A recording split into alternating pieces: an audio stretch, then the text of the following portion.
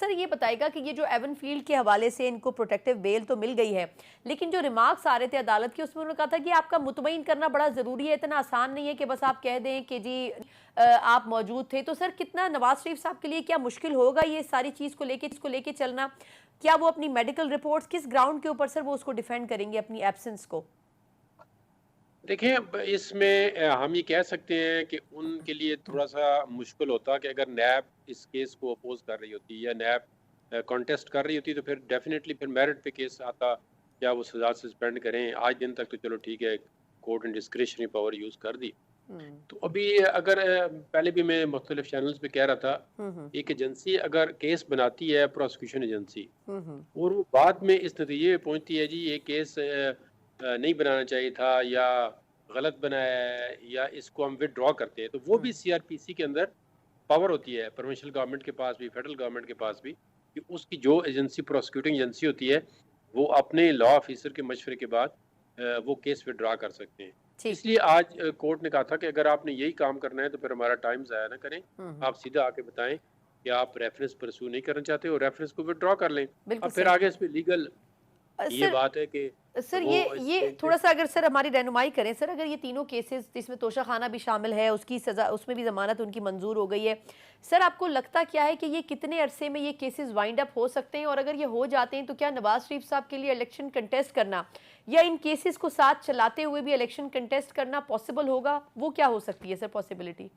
जो तोशाखाना वाला केस है उसको तो क्योंकि उसमें तो ट्रायल होना है, अभी चार्ज फ्रेम होना है, उसमें थोड़ा टाइम लगेगा। हम्म। और उसमें अगर केस चलता भी है तो वो इलेक्शन में हर्डल नहीं है। ठीक। लेकिन जो ये अपीलें हैं, ये आपको पता है, ये कन्विक्शन हुई हुई है। हम्म। अपीलों के जब तक डिसाइड ना हो हम्म। आइदर वे, या एक्सेप्ट होती हैं या अपीलें खारिज ही कर देते हैं जी वो, कि जी अब वो रेफरेंस ही विड्रॉ कर दे, तब तक जो है ना वो इलेक्शन वाला मामला क्लियर नहीं होता। तो जब तक ये दो अपीलें जो है वो किसी इधर या उधर नहीं लगती, उस वक्त तक जो है वो हम्म। इलेक्शन वाला मामला हल नहीं होता। बिल्कुल ठीक। ये जो दो अहम रेफरेंसेस थे, इसमें से जो एक रेफरेंस है अल-अज़ीज़िया, इसमें पंजाब हुकूमत ने उसको मुअत्तल कर दिया।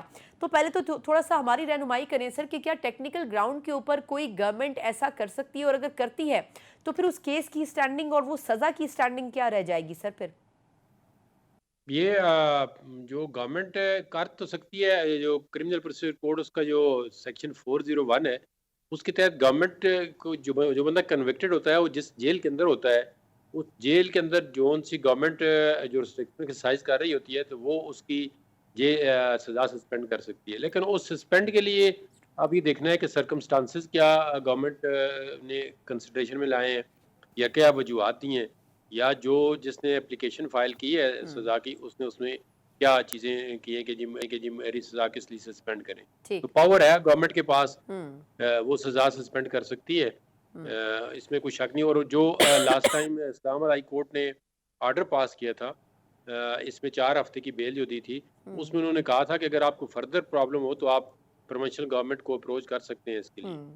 हम्म। इस वजह से गवर्नमेंट के पास पावर है कि वो जिस जेल के अंदर बंदा पाबंद सलासल होता है या कन्विक्ट होता है, तो उस गवर्नमेंट जो है वो क्रिमिनल प्रोसीजर कोड में उसकी पावर है कि वो सज़ा नहीं सस्पेंड सर, कर सकती है। ये सज़ा फिर सर रिवर्स हो जाएगी, ख़त्म हो जाएगी, यानी क्या वो कंसिडर होगी कि उनको मिल चुकी है?